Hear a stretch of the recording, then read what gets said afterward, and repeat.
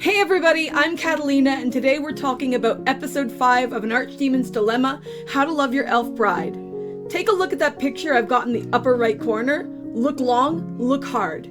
That, my friends, is the face of a man who is reconsidering every one of his life choices, because in this week's episode, Barbatos stepped into it super hard, and he may or may not live to regret it. But let's take a step back and start where the episode began and work our way through to see just how we reached this point. We pick up literally where episode 4 left off, and Nephy is sitting on a flight of stairs. She's despondent, she's upset, she's not having a good go. And then Chastel shows up, and oh boy, Nephy thinks that she is about to die, and she's just like, okay Chastel, I know, I'm associated with a sorcerer, kill me.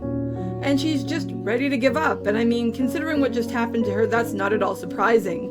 But of course, Chastel isn't actually there to kill her. Chastel was looking at her and wondering what the hell was going on, and then realized who it was, and was about to ask her about that when this all went down. Unfortunately for Chastel, she doesn't realize that the Angelic Knights are currently on the townspeople's shit list, and Nephy doesn't realize that she is actually very beloved by the townspeople and that they super like her.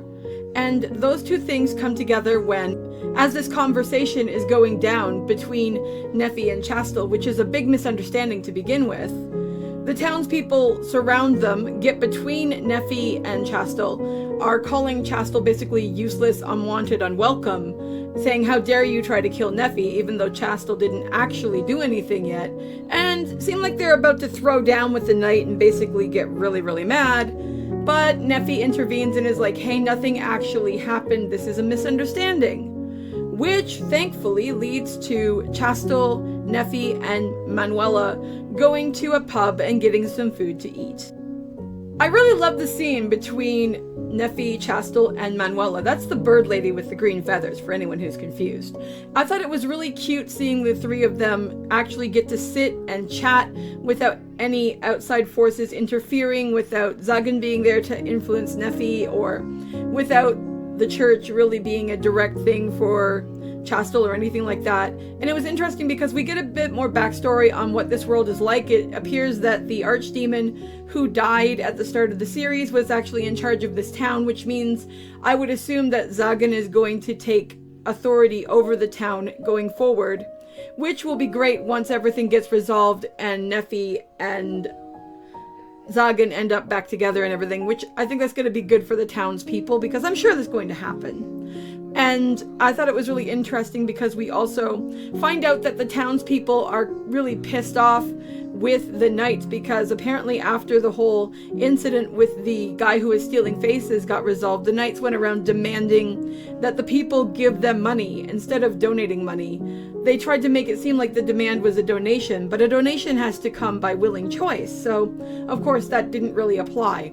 I also really like the fact that even though Nephy usually isn't as used to being around people and stuff, we actually get to see her interact with these two girls, and by the end of the sequence, the three of them actually consider each other friends. I think that that's a really good and healthy thing for Nephy. I think it's probably really good for the other two girls as well. I mean, who doesn't need more friends in this world? And I hope that we get to see more of that kind of interaction going forward. It really tugged at my heart when we did see Nephy start to cry when she started eating the food that Manuela bought her, and we realized that it's lamb stew, which was what she was cooking for Zagan in the last episode when he told her to leave. That was rather heartbreaking. I also do like, though, that during this whole sequence where we discover that they're going to be friends and everything, that we actually see something we've been waiting the entire series for to have happen, and that is that Nephy finally makes a choice. And the choice Nephy makes is that she wants to go back to Zagan. And the reason I'm calling this a choice, rather than an extension of her thing in the second episode where she asks him if she can make decisions that would be in his best interest, is because Zagan essentially has given her an order to leave him. He doesn't want her anymore. If she was purely thinking on a slave basis, she would need to take him at his word and accept his decision. The fact that she is doing this of her own accord, regardless of whether it leads to her going back to him or not, is a clear indicator of the fact that she is actually starting to be capable of making calls for herself, and that is something she really needs to be able to do.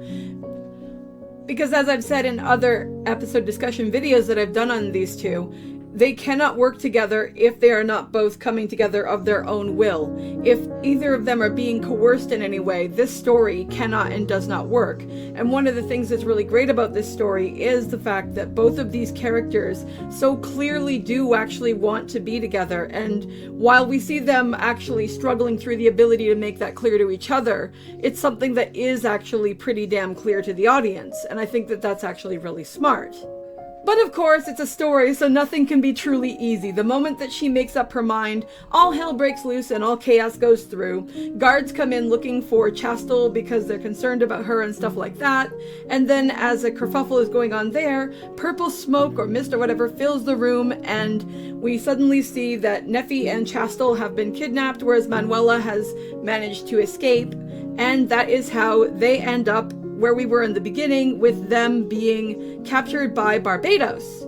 But before we go back there, let's talk about what happens with Manuela, because it's super important to the other side of this story, which of course is Zagan. They do one thing in this part of the story that I thought was really amazing, and that is that we see Zagan dealing with some of the knights, and they're like pleading with him to not go after Chastel, and telling him that Chastel doesn't actually feel that he's the person who was responsible for the missing girls. And that was interesting, but what really made it special is that we see that they've been caught in this trap on Zagan's property, that they didn't actually even get to directly engage with Zagan. And what we realize as we see Zagan come to meet them is that Zagan instantly remembers that this was a barrier that he cast with Nephy. I thought that was a really beautiful touch.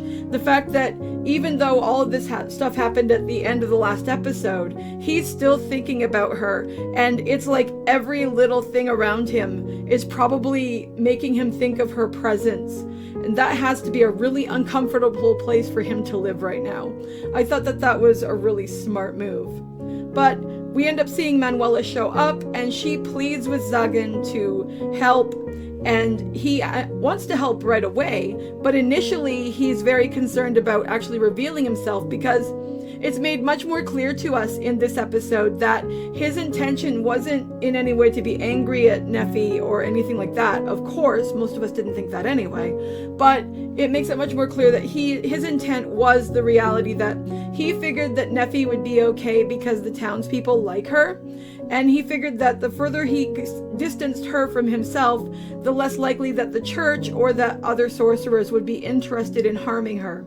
Unfortunately for him, of course, we all know that there is someone who recognizes that he cares about Nephy, and who of course has gone and collected her. When Manuela tells Zagan this, and when Zagan realizes that, like, hey, I've got to do something about this, he is very perplexed. I think what snaps Zagan out of his half-hearted, I need to hide that I'm doing this and all that kind of nonsense, is when Manuela tells him that Nephy was on her way to return to him, that she was coming back to him, and that kind of breaks him. He actually says that hearing about that actually hurts more than any attack that he has ever endured. And he realizes in that moment that Nephy is choosing him just as much as he chose her, and in his own backwards, twisted, socially awkward sorcerer way, he reaches a new conclusion. And I loved how they did this, because they didn't just do it like he was a normal average guy, because he isn't. What they did was they made it so that he concludes that sorcerers are selfish. Sorcerers don't do anything that is not for their own benefit. Sorcerers do not care about anything but that which is their own possession. And then he says, Nephy belongs to me. And he states that whoever has touched her is going to end up a bunch of crimson mist. Somebody is about to get fucking rocked. And that's really quite special, because if you pay attention to how Zagan usually behaves when he's dealing with people, while he will defend himself, while he will defend his castle, while he's not the most socially apt person, normally speaking, Zagan is generally pretty merciful and usually doesn't really do bad things to people. But here, Zagan is clearly and legitimately pissed. Like, I don't think we've ever seen Zagan truly angry before. And like, bro lost it when he realized all of this. So that is where we come back as he brings the others with him to watch, to help. I don't know. We'll see what happens in the next episode. To the moment where, as I said in the beginning, Barbatos is definitely reconsidering his life choices because dude screwed up. But he didn't think that way right from the beginning of the scene where we see him actually interacting with Chastel and Nephy. Oh no, he comes in with the typical villainy entrance and the typical confidence of someone who thinks he's already won. He's all smug and smarmy and the usual shit you'd like from a character like that. And he's all like, you are going to be my sacrifices, and I've been planning this all along, and friend, you think that I was his friend? How silly. I've been trying to ruin him from the very beginning. And he grabs Nephy and he's trying to like drag her away and shit. And Chastel is like, yo, fuck her. I will be your sacrifice. Leave her alone. Leave her alone. Which I thought was super noble of Chastel. Because, I mean, she doesn't have any real compelling reason to do this. Now, I mean, yes, Nephy spoke up for her in front of the townspeople. But, I mean, that's not really enough to throw one's life away on. What I thought was really cool about that is that even though she and Nephy are on different sides of legal matters and stuff, and Nephy actively tells everybody that she like wants to be with Zagan, that Zagan is her master, etc. And she openly admits that she is his apprentice. Chastel still wants to protect her, which I thought was really cool, and it made me really like Chastel a lot more.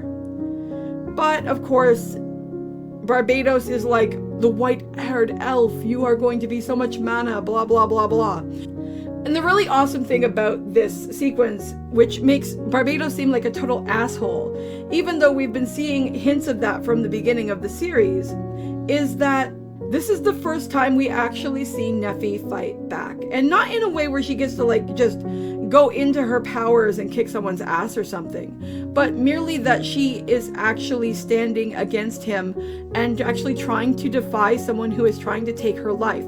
This is the first time we have ever seen Nephy actually stand up for her own existence. Now, to be clear, in part she is standing up because she wants to get back to Zagan, but she's still standing up for her own life rather than just being willing to throw it away for somebody. And I think that that is a great step forward.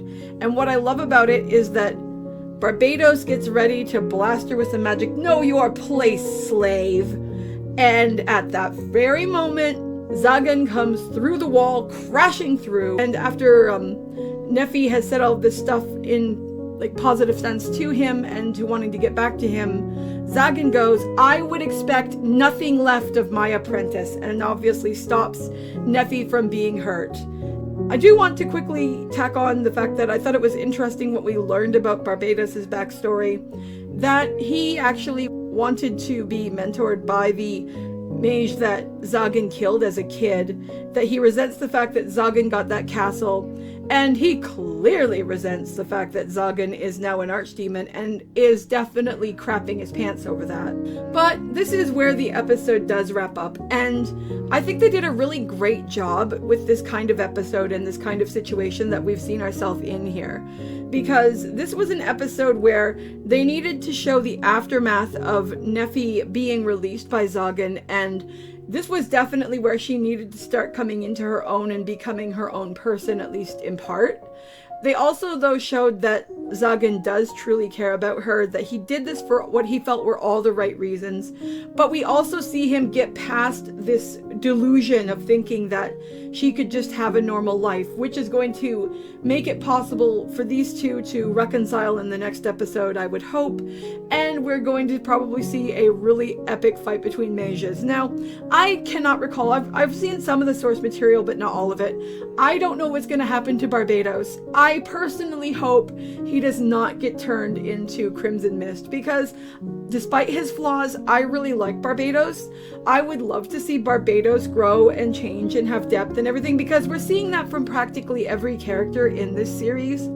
So I hope for the best for him, but I also hope that next week is super exciting, and I think we're gonna get that. Anyway, that's all I've got to say about this one. I'd love to know what you guys thought of this week's episode. Did you like the friendship building? Did you like the backstories? Did you like that ending? Because, oh, that was satisfying. And did you like that look of fear on Barbatos' face when he realizes that Zagan is the new Archdemon? Because that was delicious, especially given how much of a dick he was to Nephy and to Chastel. But that'll be it for me, and I'll see you guys in the next video. Bye!